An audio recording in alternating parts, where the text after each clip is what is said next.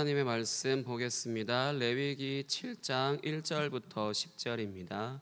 레위기 7장 1절부터 10절 말씀 한 절씩 교독하시고 마지막에는 같이 읽겠습니다. 레위기 7장 1절부터 10절입니다. 레위기 7장 1절부터 10절 말씀. 속건제의 규례는 이러하니라. 이는 지극히 거룩하니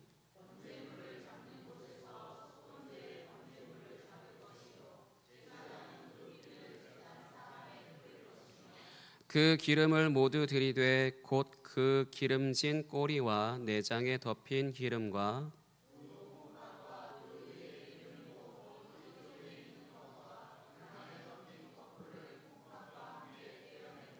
제사장은 그것을 다 제단 위에서 불살라 여호와께 화제로 드릴 것이니 이는 속건제니라.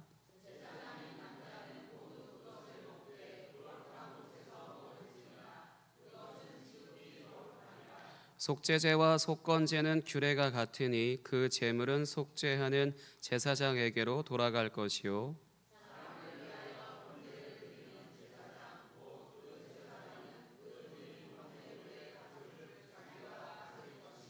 화덕에 구운 소제물과 냄비에나 철판에서 만든 소제물은 모두 그 드린 제사장에게로 돌아갈 것이니 소제물은 기름 섞은 것이나 마른 것이나 모두 아론의 모든 자손이 균등하게 분배할 것이니라. 아멘. 이 시간 박익거 목사님 나오셔서 레위기 연속 설교 11번째 약속하신 것을 받은 사람 받기 위한 삶이라는 제목으로 말씀을 전하시겠습니다.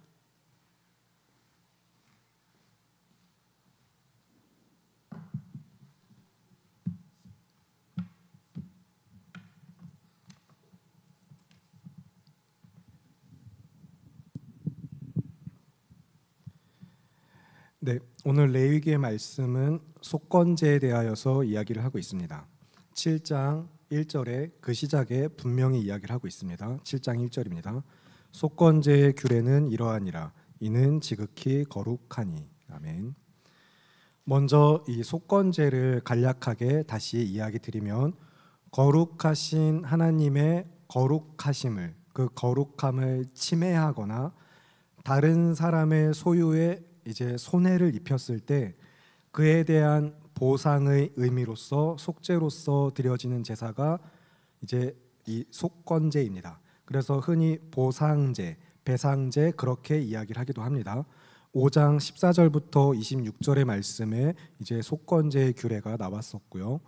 앞에서는 제사를 드리는 백성들에게 말씀을 하셨다면 지금 이 본문 7장에 와서는 이제 제사장들에게 주어진 말씀입니다.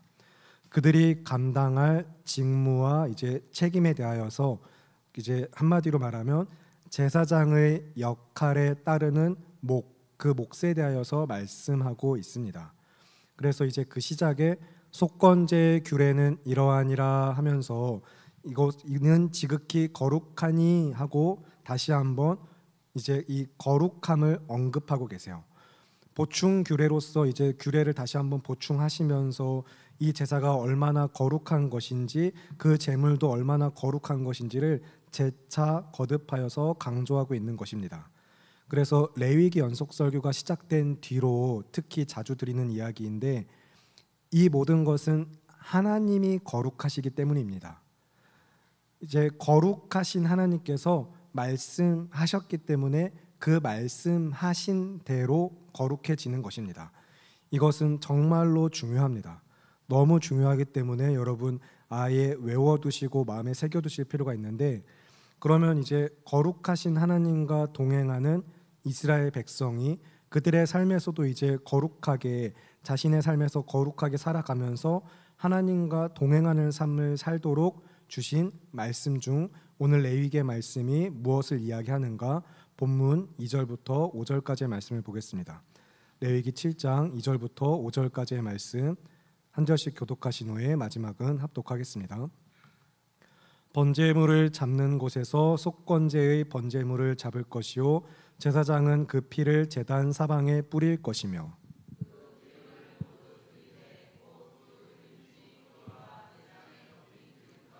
두 콩팥과 그 위에 기름 곧 허리 쪽에 있는 것과 간에 덮인 커플을 콩팥과 함께 떼어내고 함께 읽겠습니다. 제사장은 그것을 다 제단 위에서 불살라 여호와께 화제로 드릴 것이니 이는 속건제니라. 아멘. 기억하시는지 모르겠지만 속건제는 숫양, 어린 숫양으로만 제물을 바치라고 말씀하셨습니다. 그러면 지금 여기서 어떤 제물인지 나오지 않지만 너무나도 당연하게 지금 이 제물은 흠없는 숫양인 것입니다. 속건제의 제물은 언제나 이 숫양인데, 그래서 이 제물 역시 번제물을 잡는 장소, 이제 동일한 곳에서 제물을 잡아라 명령을 하셨습니다. 피에 대하여서는 그리고 이제 제단 사방의 뿔이라고 말씀을 하셨거든요. 이것이 속죄제와 속건제의 다른 점입니다. 속죄제는 이제 속죄제와 속건제가 구별되는 점은 드려지는 제물에서도 분명한 차이가 있고 피를 처리하는 방식에서도 엄밀하게 다른 형태로 둘을 구별하여서 명령하셨습니다. 속죄제만 이제 피를 성소에 뿌리도록 하셨거든요. 그래서 오늘 본문 2절에 보시면 속건제의 경우는 그 피를 제단 사방에 뿌리라고 말씀하고 있습니다. 지금 이런 앞에 번제단 앞에 사방, 사면에 그 밑에 다 부어버리라는 이야기인데, 속죄제의 피를 성소에 뿌리는 것에 있어서는 제가 여기 있는 물컵에서 물을 찍어서 막 휘두르는 모습을 보여드렸던 기억이 납니다.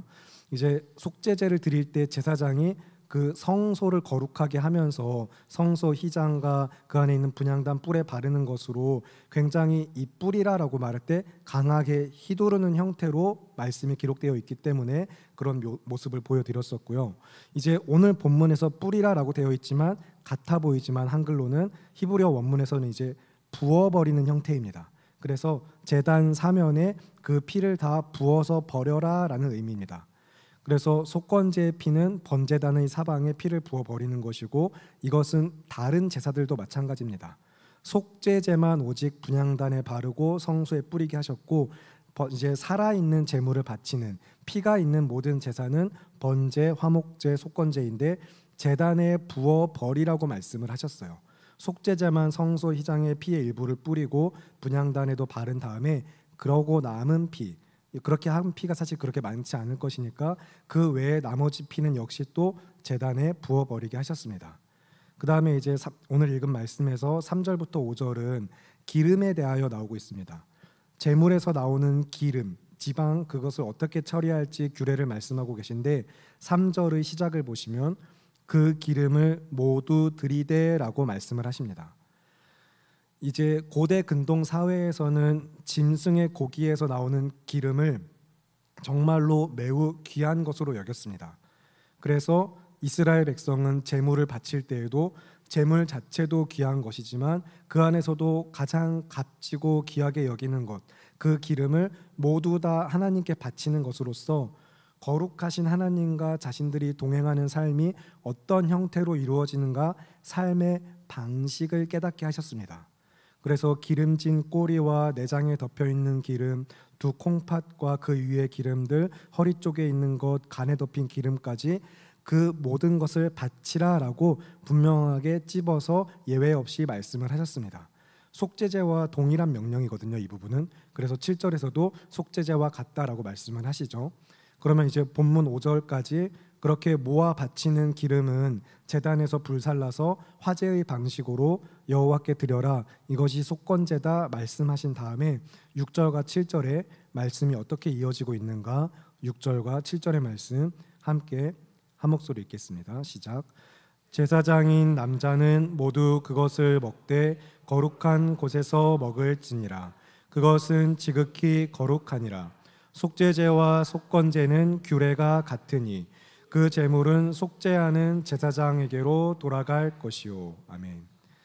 이제 제사장의 직무, 그들이 맡은 임무의 보충 규례 이후에 제사장들이 받을 몫은 무엇인가 말씀이 나오고 있습니다. 계속해서 그들이 지켜 행할 규례, 그리고 그들에게 주어지는 소득까지 이 전체적인 큰 단락 6장 8절부터 7장 38절까지 그 단락의 주제가 이어지고 있는 것이거든요. 그래서 여호와께 드린 것을 제외하고 남은 제물들, 그 남은 제물들은 제사장으로 임명받은 모든 남자는 그 제물을 먹을 수 있다라고 말씀하십니다. 그런데 역시 거룩한 곳에서 먹어라라고 말씀을 하셨어요. 제사장인 남자는 누구나 먹을 수 있지만 지극히 거룩한 제물이기 때문에 먹을 때도 구별된 곳에서 거룩하게 그 제물을 먹어야 한다고 원문상에서도 사실 이 거룩함을 재차 거듭해서 강조를 하고 있습니다. 그래서 오늘 우리가 함께 이 말씀을 찾고 맛보며 누리는 가운데 우리들 역시 이 거룩함, 여기에 시선과 마음을 고정할 필요가 있습니다. 그리고 이제 7절에 속죄제와 속건제의 규례가 같으니 라고 말씀하시고서 두 제사 모두 그렇게 바치고서 남은 제물은 제사를 집행한 그 제사를 집행한 제사장에게 갈 것이다 라고 이제 어떤 형평성이나 공정성 그리고 그런 어떤 제물을 가져가는 데 있어서 그들이 혼란을 겪지 않도록 분명하게 말씀을 하십니다. 그 다음에 8절부터 10절에 이어지는 말씀은 속건제가 아니라 다른 제사들의 경우 제사장에게 돌아갈 몫은 무엇인가를 보충해서 역시 말씀하고 있습니다. 그러면 이제 번제와 소제의 제물 중에서 제사장에게로 돌아갈 몫이 무엇인가 8절부터 10절의 말씀 한 절씩 교독하시고 마지막은 합독하겠습니다. 제가 먼저 8절 읽겠습니다. 사람을 위하여 번제를 드리는 제사장 곧 그 제사장은 그 드린 번제물의 가죽을 자기가 가질 것이며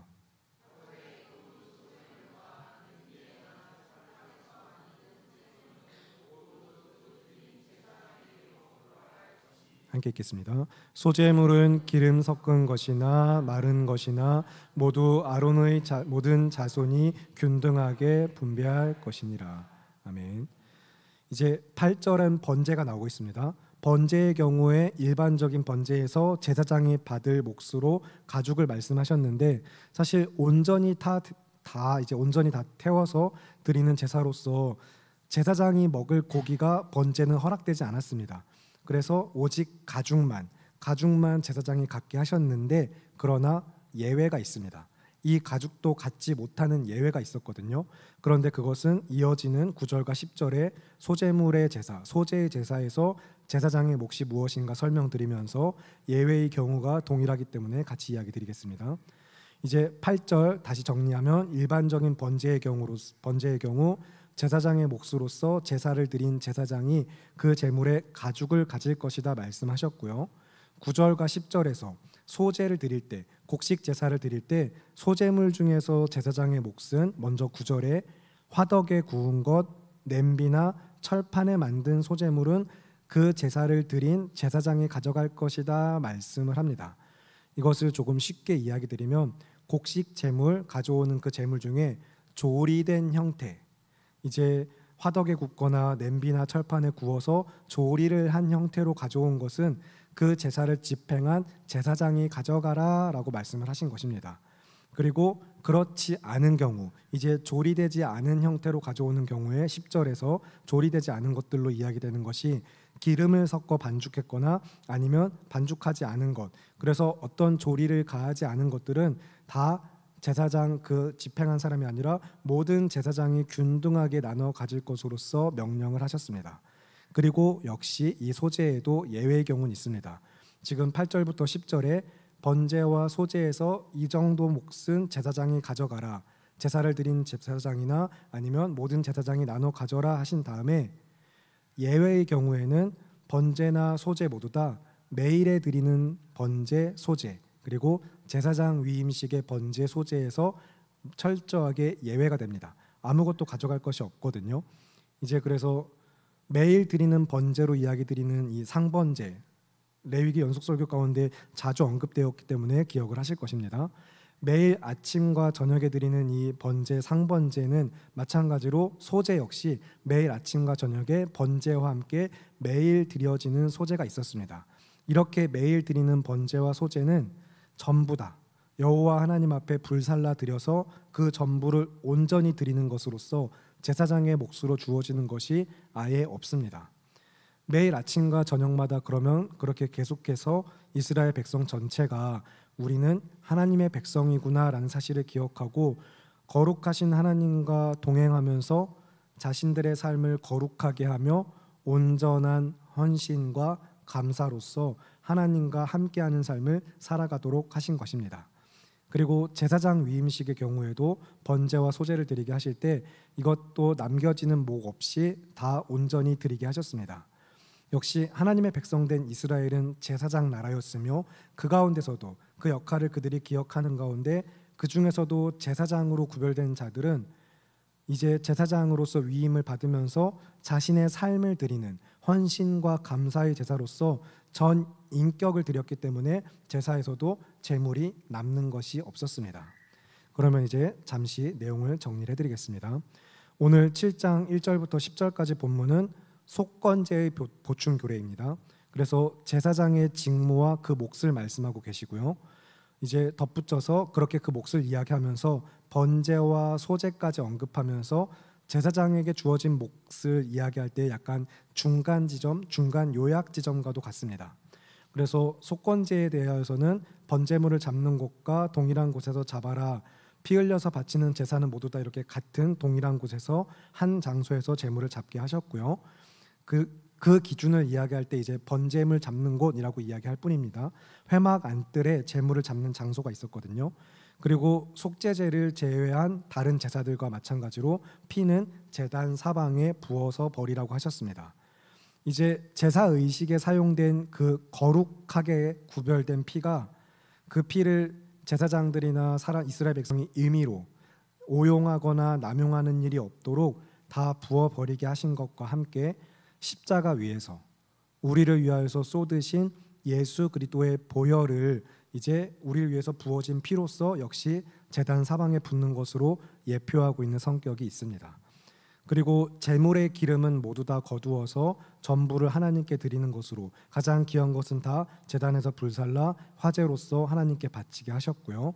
그 다음에 그들이 그렇게 속건제를 드리고 난 다음 받을 몫에 대하여서 하나님 앞에 드려지고 남은 부분들은 제사장인 남자들 누구든지 그 속건 제물을 먹을 수가 있는데 제물을 드린 제사장의 몫으로서 약속하셨고 거룩한 제물이기 때문에 거룩한 곳에서 구별되게 먹으라고만 계속해서 거룩함을 강조하고 있다 기억하시면 좋겠습니다. 그리고 그 다음에 다시 8절과 10절에 번제와 소제까지 연결하여서 제사장이 받을 몫이 무엇인가 이제 중간 요약을 하고 있었고요. 말씀이. 그래서 레위기 6장 8절부터 7장 38절까지는 그렇게 보충 규례입니다. 이제 이스라엘 백성 그 가운데서도 제사장이 제사를 감당하면서 그들의 직무, 그들의 소득으로서 제사장에게 주어진 몫이 무엇인가를 이야기하는 것입니다. 여기서 그래서 이제 한 가지 유념하실 것 또한 그들에게 주어진 소득들, 고기나 곡식, 재물의 일부 남은 것만 아니라 그들이 지켜서 행할 이 규례들, 제사는 어떻게 드리고 어떤 방식으로 해라, 이 모든 규례들도 제사장에게 주어진 직무로서 그들이 감당해야 될 그들의 몫이라는 사실입니다. 몫이라고 이야기할 때 어떤 우리가 물리적인 것들, 받는 것들만 이야기할 것이 아니라 말씀으로 지켜 행할 것도 마땅히 제사장의 몫인 것입니다. 그래서 이전에 이 하나님의 말씀이 제사장들에게 영원한 소득이라는 것을 언급하면서 우리 역시 말씀이 우리의 영원한 소득됨을 우리로 하여금 그 영원한 생명 안에서 누릴 말씀의 은혜가 무엇인가 함께 말씀의 은혜를 나누기도 했습니다. 그리고 이제 오늘 설교의 제목이 보시면 이제 약속하신 것을 받은 사람 그리고 받기 위한 삶이라고 되어 있습니다. 여러분 이제 쉽게 관찰하실 수 있는 대로 약속하신 것을 받은 사람은 오늘 본문 안에서 나타나는 바 제사장들이죠. 제사장들이 약속하신 것을 받은 사람들입니다. 하나님께서 주신 규례들로 말미암아 여호와의 말씀으로 말미암아 그들은 땅을 분깃으로 받지 않았지만 생계를 유지하는 데 있어서 부족함이 없도록 그들의 몫을 받아 누리게 하셨습니다. 그러므로 제사장들은 이제 하나님께서 약속하신 것을 받은 사람들이었고요. 그리고 그들은 그들의 삶에서 그 은혜를 누리면서 계속해서 지속적으로 그 은혜를 받기 위한 삶으로서 하나님 앞에 그들이 감당할 책임, 의무 역시 주어진 몫이 있었습니다. 매일매일 힘써서 감당할 제사장의 직무가 있었던 것이죠. 그리고 이것은 제사장에게만 국한되는 것이 아닙니다. 이제 제사장에게만 아니라 이스라엘 백성 전체에게 이어지고 또한 말씀의 은혜 안에서 우리 모두에게도 동일하게 말씀은 역사하는 것입니다. 구약이 있기 때문에 신약이 있는 것이고, 그래서 구약과 신약 가운데 그 하나님의 약속 가운데 우리에게 약속하신 그 말씀 안에서 또 언약의 성취 되시는 예수 그리스도, 우리 생명의 주님 안에서 우리 모두 다 구원을 받아 하나님의 백성이 되었기 때문입니다. 그래서 하나님께서는 인류의 역사 가운데 이스라엘만 택하셨을 뿐 아니라 하나님의 구속사, 온 우주 천지 만물을 다스리시는 구속사 가운데 하나님께서 예정하신 하나님의 백성들, 여러분들 한 사람 한 사람을, 주님의 자녀된 사람들을 동일하게 부르셔서 하나님께서 약속하신 것을 받은 사람들이 되게 하셨고, 그것을 받기 위한 삶으로 살아가게 하신 교회, 그리고 성도입니다. 그러면 주님의 몸된 교회로서 나라는 존재가, 내가 교회가 되고 나의 삶이 예배가 돼야 하는 우리 모두는 약속하신 구원을 받은 자이며, 또한 약속하신 구원을 받기 위한 삶으로서 주님 안에서 매일 날마다 믿음으로 살아가는 것입니다. 이것을 이제 하나님의 나라 복음으로 이야기할 때는 조금 익숙한 표현으로 들으시면 바로 아실 그 표현, 이미 그리고 아직이라고 이야기합니다. 우리는 하나님의 약속하신 것을 이미 받았습니다. 그러나 약속하신 것을 받기 위하여 아직은 삶으로 우리가 살아내야 될 영역이 분명히 있습니다. 하나님의 나라는 이미 이루어졌지만 그 완성을 우리가 바라며 살아가고 있는 것처럼, 이제 약속하신 것을 받은 사람으로서나 약속하신 것을 받기 위한 삶으로서 우리가 기억할 것은 믿음이 필요하다는 사실입니다. 예수 그리스도를 믿는 믿음이 가장 중요합니다. 그 믿음을 삶으로 살아내셔야만 합니다. 그래서 믿음은 고백이며 동시에 순종입니다. 마음으로 믿어서 입술로 시인하고 삶에서 우리는 말씀에 순종하여서 하나님을 예배하는 사람으로서 살아가는 것, 그 삶이 구원받은 성도의 삶의 믿음과 삶, 그 모습 자체인 것입니다. 그래서 레위기 처음 시작할 때 여러분 기억하시죠? 거룩하신 하나님의 부르심 가운데 그 하나님과 동행하며 거룩한 삶으로서 하나님과 온전히 연합된 삶을 살아가야 되는 이스라엘 백성은 우리도 마찬가지입니다. 우리 역시 구원의 은혜를 받은 자들로서 살아내야 하는 삶의 모습이 분명히 있습니다. 약속하신 것을 받은 사람으로서, 그리고 약속하신 것을 받기 위한 삶에 대하여서, 그래서 앞에 이미 그리고 아직을 이야기 드렸다면 또 다른 표현으로 역시 익숙한 표현일 텐데 칭의, 칭의 그리고 성화를 이야기 드릴 수 있습니다. 여러분 잘 아시는 단어, 너무 익숙하게 역시 아시는 단어죠. 교회 안에서 자주 이야기되는 이제 그런 개념입니다. 그런데 오늘 이 시간이 여러분에게 칭의와 성화가 조금 더 명확하게 이해되는 은혜가 있으시기를 바랍니다. 기존에 이제 우리가 흔하게 알고 있는 칭의와 성화의 개념을 조금 바로잡을 필요가 있는데, 그래서 이제 그 칭의와 성화 오늘 설교 마지막까지 다 듣고 나시면 다시 오늘 이 설교의 제목도 다른 각도에서 생각을 하실 수 있을 것 같습니다. 이제 전통적으로 칭의와 성화는 칭의, 의롭다 하심을 받은 것으로서 과거에, 이제 과거의 것으로 제한하는 경향이 있습니다. 그리고 성화는 현재에 살아내야 되는 삶의 영역으로서 이제 현재에 중점시키는 경향들이 있었거든요. 그래서 믿음으로 의롭다고 칭함을 받는 것과, 그래서 의인으로 여김을 받은 자들이 삶에서 거룩함을 이루어가는 것으로서 칭의와 성화를 이제 자주 설명해 왔기 때문입니다. 물론 이게 잘못됐다는 것은 아니고 일반적이고 보편적인 이해로서 성경을 설교하는 데 있어서 이 언약의 언어들, 이 하나님의 말씀이 분명히 그런 형태, 의미, 그것을 갖고는 있습니다. 하지만 이제 더 명확하게 잘 정리하실 필요가 있는데, 사실 칭의와 성화는 같은 범주 아래에 있습니다. 칭의와 성화를 너무 개별적으로 완전히 따로 구별해서 생각하시면 안 됩니다.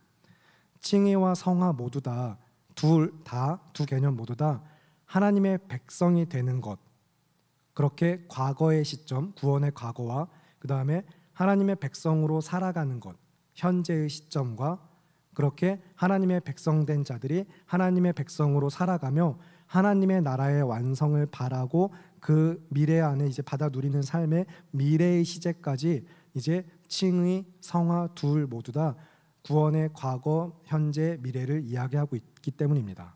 이제 중요하기 때문에 다시 이야기 드릴 텐데, 칭의와 성화 두 개념 모두 하나님의 백성 되는 것, 하나님의 백성으로 사는 것, 하나님의 나라의 완성을 바라며 사는 것까지, 계속해서 구원의 완성을 얻는 것까지, 이렇게 구원의 과거, 현재, 미래 동일하게 이야기를 하고 있습니다. 그래서 칭의라고 이야기할 때와 성화라고 이야기할 때 그 표현을 통해서 드러내는 강조점, 그려내는 더 어떤 그 중요한 주제에 미묘한 차이가 있을 뿐이지 사실은 같은 것입니다. 여러분에게, 우리에게 이런 이해가 필요한 이유는 전통적인 방식에서 칭의와 성화를 우리가 그냥 그 정도만 알고 넘어갈 때 오해가 발생하기 때문입니다. 여러분 아마 지금 이제 이어지는 이야기 들어보시면 분명히 한 번쯤은 하셨던 생각들일 텐데, 성도들 각 개인이 구원받은 자로서 본인의 믿음의 확신이 흔들리는 경우가 이 칭의와 성화에 대한 오해에서부터 시작되거든요. 칭의와 성화를 개별적으로 구별하여서 그 개념을 분리시켰을 때 어떤 문제가 생기냐? 우리 모두는 사실 이제 나에게 믿음이 있다라고 분명히 말합니다. 저 믿음이 없어요라고 말하는 경우 겸손한 척 하시려고 할 때가 그럴 때 있긴 하겠지만, 그러나 나는 예수님 믿어요라고 분명히 말합니다. 그런데 죄를 짓죠. 예수님 믿어요라고 말한 내가 돌아서면 죄를 짓습니다. 그러면 고민하고 아파하고 회개합니다. 그래서 말뿐인 것처럼 느껴지는 습관적인 회개를 우리는 삶에서 계속 반복을 하죠. 그리고 그러면 이렇게 그런 반복되는 삶의 죄악들을 놓고서 그것이 반복되는 사람들은, 그런 성도님들은 의롭다 여김을 받으셨다가 다시 취소되고, 회개하고 돌아오면 다시 의롭다고 여겨주시고, 죄를 지으면 또 취소되고, 이것이 계속 반복되는 상태로서 살아가시는 것일까요?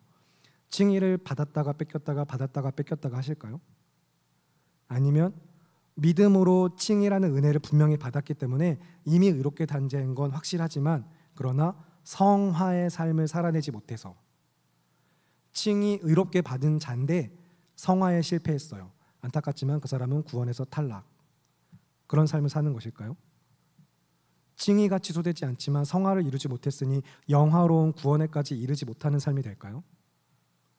아니면 사실 가장 심각한 경우는 이런 경우인데, 하나님이 이랬다 저랬다 하실 리가 없다, 지금 앞에서 이야기한 거 다 틀렸다, 그럴 수가 없다면서 한 번 받은 구원의 은혜는 취소되지 않으니 나는 이미 의롭다 하심을 받은 자이니 칭의의 은혜를 누린 자는 비록 성화의 삶, 연약해서 그렇죠, 인간이잖아요, 세상에서 살면 어쩔 수 없어요, 어떻게 성화를 삽니까, 살려고 노력만 하면 됐지 하면서 나는 이미 구원받은 자다, 나는 의롭게 하심을 받았으니까 괜찮다 하는 마음가짐으로 그렇게 반복되는 죄에 빠져서 살아도 괜찮은 것일까요? 그렇지 않다는 것입니다. 결코 그렇지 않습니다. 그렇게 단계적이고 순차적인 형태로 구원의 은혜가 나뉘어져서 인간의 공로나 개인의 성향이나 각자가 가지고 있는 자격, 어떤 요건들로서 하나님께서 그것들을 구원의 원인으로 삼으시고 은혜로 그들을 택하신 것이 아니기 때문입니다. 그러면 은혜가 아니죠. 그럴 만한 이유가 우리에게 있으니까 택하시지 않았기 때문에 말 그대로 정말로 은혜로 택하신 것입니다. 그래서 이것을 은혜로서, 예정의 교리로서 우리가 또 자주 이야기하는데, 이 예정의 교리, 그 각 개인에게 있는 어떤 자격 요건도 하나님께서 그 미리 아심도 구원의 그 선택 부르심의 원인으로 삼지 않으셨다는 이 예정의 교리는 사실 믿는 자들에게 이해를 넘어서 은혜가 되는 고백입니다. 그리고 여러분 나중에 이 예정의 교리에 대해서 더 알고 싶길 원하신다면 웨스트민스터 신앙 고백서 이제 제3장에 하나님의 영원 작정이라고 분류가 되어 있습니다. 그 부분을 자세히 읽어보시면 도움이 될 것 같고요. 이제 하나님의 은혜로 택함을 받은 하나님의 백성은 옛 언약의 시대에 이제 국한되어서 볼 때 하나님께서 주신 율법을 지켜 행함으로써 하나님의 백성된 거룩한 삶을 살아야만 했습니다. 그러나 여기서 이제 그들이 이스라엘 백성들이 했던 오해가 우리에게도 동일하게 이어지고 있는 것인데, 자, 거룩하신 하나님께서 그의 은혜로 부르신, 오직 그래서 정말 은혜로 부르신 자들은, 이스라엘 백성은 이미 거룩해진 자들로서 거룩한 삶을 살아내야만 했던 것입니다. 그런데 문제는 무엇인 거죠? 애초에 율법을 잘 안 지켰어요. 율법을 지켜 행하지 않은 것이 문제였고, 또 반면에 그냥 율법만 지키면 된다고 여긴 것입니다. 그러나 율법의 행위로는 하나님 앞에 의롭다 하심을 얻을 육체는 단 하나도 없습니다. 오직 그의 부르심, 그가 부르셨기 때문에, 그가 말씀하셨기 때문에 거룩하게 되는 것입니다. 그래서 이스라엘 백성들이, 그리고 성경에 나오는 그 많은 이제 또 인물들이, 이제 하나님께서 특히 복음과 대척되는 점이 지점돼 서 있는 불신자들의 모습들이 율법에 불순종하는 것도 문제였지만 자신들의 민족적인 우월의식, 선민 그 사상에 빠져서 그냥 혈통적으로나 율법적으로 유대인과 같이 되어야만 구원이 있다라고 이야기한 것이 문제였던 것입니다. 약속하신 것을 받은 민족이니까 우리 민족은 좀 특별해하면서 약속하신 것을 받은 사람들이 받은 것만 중요하게 생각한 거예요.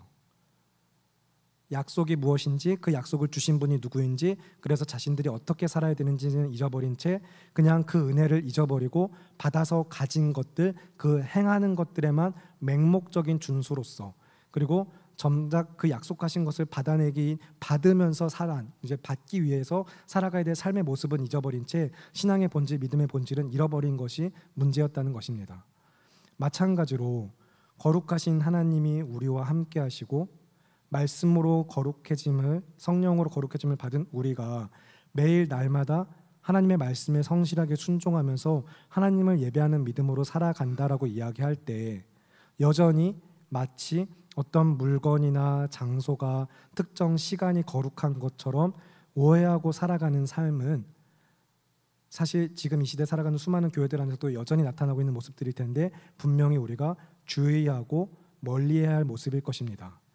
우리가 지난 성경 세미나 이후로부터 사실 그 전에서부터도 그렇고 너무 자주 듣고 정말로 자주 이야기하는 이야기인데 그럼에도 불구하고 정말로 우리가 이것을 내가 말씀에 온전하게 비추어 삶의 모습들이 어떠한가 우리가 점검해 볼 필요가 있을 것입니다.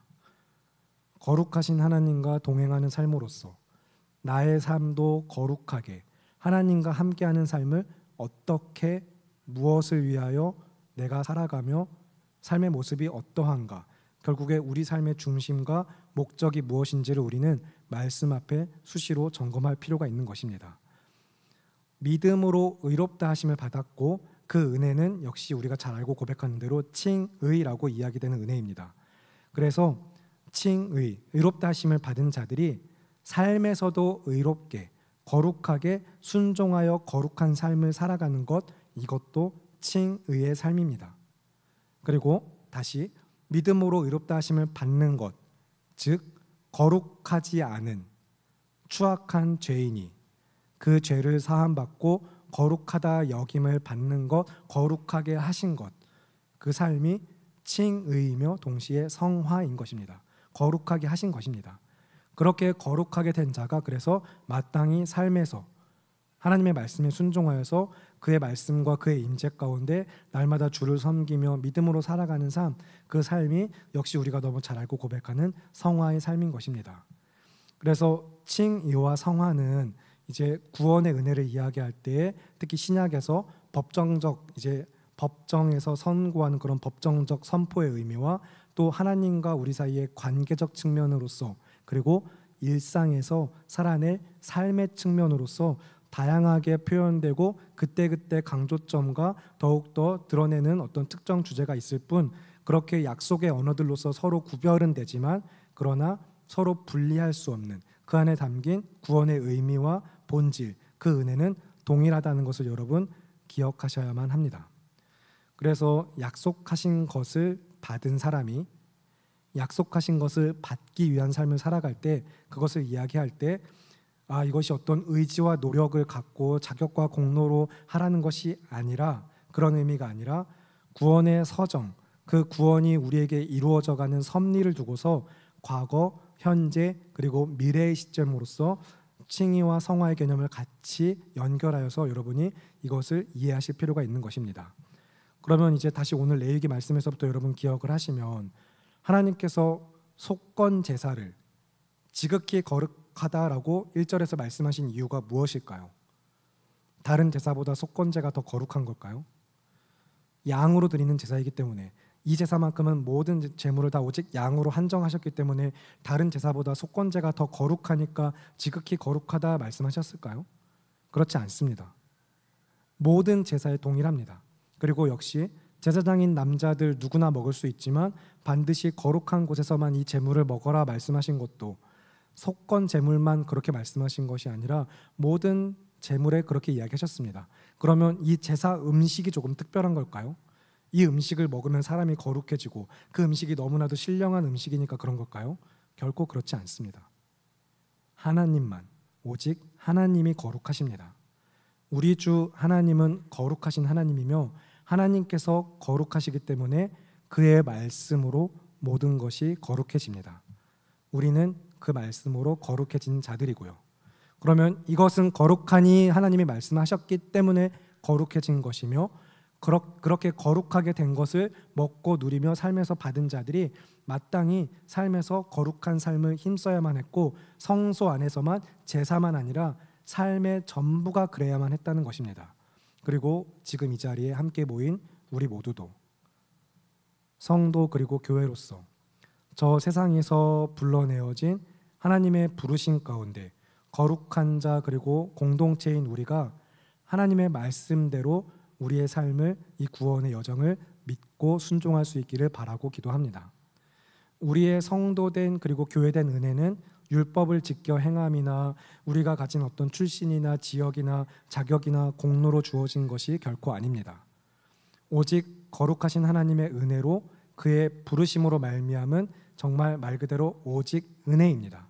그래서 그 은혜는 다른 누구가 아니라 또한 오직 한 분, 우리의 중보자이시며 구원자이시고 생명의 주가 되시는 예수 그리스도, 그의 십자가로 말미암은 은혜입니다. 그래서 그 십자가로 말미암아 내가 성도와 교회된 그런 부르심을 받은 은혜의 자리에서 또 어떤 믿음의 삶을 결단할지 다시 한번 이 복음의 의미를 다시 한번 마음에 되새기면서 마지막으로 다 함께 로마서 1장 1절부터 7절의 말씀을 읽겠습니다. 로마서 1장 1절부터 7절입니다. 신약 239쪽쯤에 있습니다.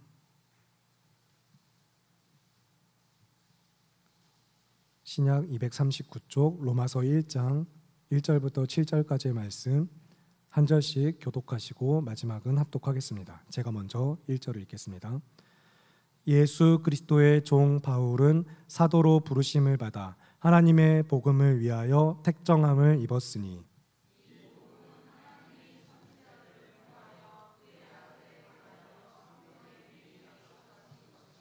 그의 아들에 관하여 말하면 육신으로는 다윗의 혈통에서 나셨고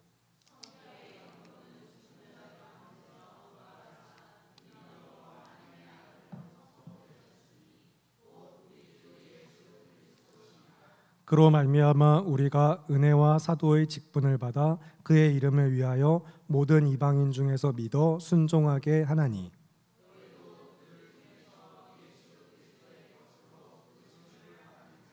함께 읽겠습니다. 로마에서 하나님의 사랑하심을 받고 성도로 부르심을 받은 모든 자에게 하나님 우리 아버지와 주 예수 그리스도로부터 은혜와 평강이 있기를 원하노라. 아멘. 네, 여러분 방금 읽은 말씀에서 확인하신 것처럼 그래서 기쁘고 좋은 소식인 것입니다. 전혀 거룩하지 않은 자를 거룩하다라고 하신 예수 그리스도의 그리고 하나님의 그 나라의 복음으로부터 말미암은 은혜를 여러분 믿으시고 레위기의 말씀처럼 하나님께서 장막에서 이제 성막에서 모세를 불러 이르시되 모든 이스라엘 백성에게 그들을 부르셔서 하신 말씀처럼 우리 삶 역시 거룩한 삶을 살아가야 될 것을 정말로 힘써 결단하시면서 말씀에 붙들려서 오직 예수 그리스도를 믿는 믿음으로 승리하는 한 주 그리고 평생이 되시기를 바라고 기도합니다. 이 시간 함께 기도하겠습니다. 오직 믿음으로 사는 삶을 위하여서 기도하실 텐데 나를 거룩하게 하시고 의롭다고 하신 그 은혜를 받아 누리는 성도 그리고 교회로서 이 시간 거룩하신 하나님과 날마다 함께 믿음으로 살기를 정말로 간절히 원하고 기도하길 바랍니다. 그래서 때로는 실패한 것 같고 죄 가운데 빠져서 또 더 이상 소망이 없어 보이는 안타깝고 힘들고 절망스러운 상황 가운데서도 예수님이 함께 하심을 믿으시기 바랍니다. 예수님은 언제나 우리와 함께 하십니다. 우리에게 자신을 내어주신 그 예수 그리스도의 은혜로부터 말미암아 믿음으로 우리와 연합된 그 놀라우신 은혜가 날마다 우리가 주님과 함께하는 삶에서 참으로 맛보고 누리는 은혜인 것을 믿으시면서 오직 믿음으로 살아가는 그 삶에, 약속하신 것을 받기 위하여 살아가는 그 삶에 반드시 그 약속대로 구원의 은혜를 베푸실 하나님을 믿으시면서 이 시간 거룩하신 하나님과 함께 거룩한 삶을 정말 믿음으로 힘쓰겠습니다. 오직 믿음으로 살겠습니다라는 순종과 결단의 기도, 주님의 이름 한번 외치시고 기도하겠습니다. 주여,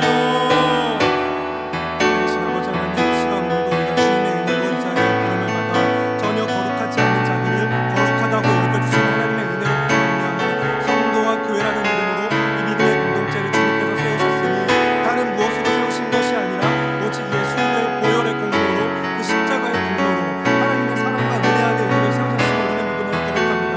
하나님의 백성으로 부름을 받은 자들이 거룩하신 하나님이 정말로 얼마나 거룩하신 분이신가를 우리가 기억하면서 믿으면서 그 거룩하신 하나님의 말씀과 그 임재 가운데 우리의 삶이, 나라는 존재가, 이 교회가, 우리 공동체가 참으로 거룩하게 되었음을 믿으면서 그 거룩함을 지키기 위하여서 어떻게 우리가 믿음으로 살면서 힘써야 할 것인지, 힘써서 정말 우리가 해야 할 바는 무엇인지 주의 말씀 가운데 깨달아 알게 하시고 그 믿음을 살아낼 수 있도록 주님 도와주시옵소서.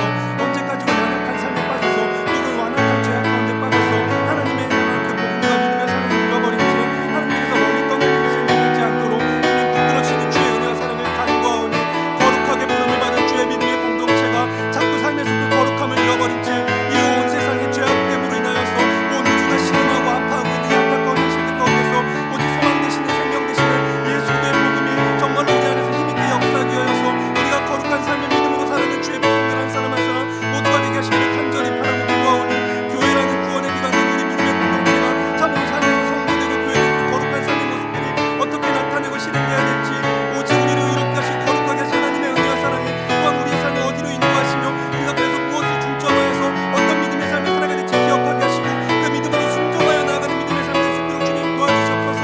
오직 예수 그리스도 안에서 믿음으로 승리하는 삶을 살아가는 우리 모두가 되게 하시기를 간절히 바라고 기도하오니, 온전한 믿음을 우리 안에 허락해 주시옵고 예수 그리스도를 믿는 믿음 안에서 주님이 우리와 함께 하시니 날마다 주님을 섬기시며 주의 말씀에 순종하여서 믿음으로 승리하는 인생들 한 사람 한 사람 우리 모두가 되게 하시기를 간절히 바라고 기도합니다. 주님이 우리와 함께 하시는 그 은혜가 그것을 가능케 하시는 믿으며 귀하고 아름다우신 우리 주 예수 그리스도의 이름으로 기도합니다. 아멘. 살아계시는 하나님 아버지, 거룩하게 부름을 받은 우리 모두가 참으로 이미 거룩하게 된 자들로서 삶에서 그 거룩함을 지켜 행할 수 있기를 바라고 기도합니다. 늘 주님이 우리와 함께 하심을 믿으며 내 힘과 능력으로, 의지로는 되지 않으나 오직 믿음으로 주님과 함께 승리할 수 있도록 주님 도와주시옵소서. 그러기 위하여서 오늘도 주의 말씀을 너무나도 사모함으로 그 말씀의 은혜에 붙들리기 위하여 나온 이 수요일 저녁 성경 교육의 시간, 레위기 말씀을 통해 참으로 거룩한 삶을 우리가 꿈꾸게 하시고 살아내게 하시며 주님과 함께 동행하는 믿음의 삶이 되게 하시기를 간절히 바라고 기도합니다. 이후에 돌아가는 발걸음도 주님 함께 하심을 믿으며 평생에 주님만 예배하는 교회 공동체 되게 하시길 간구하며 귀하고 아름다우신 우리 주 예수 그리스도의 이름으로 기도합니다. 아멘.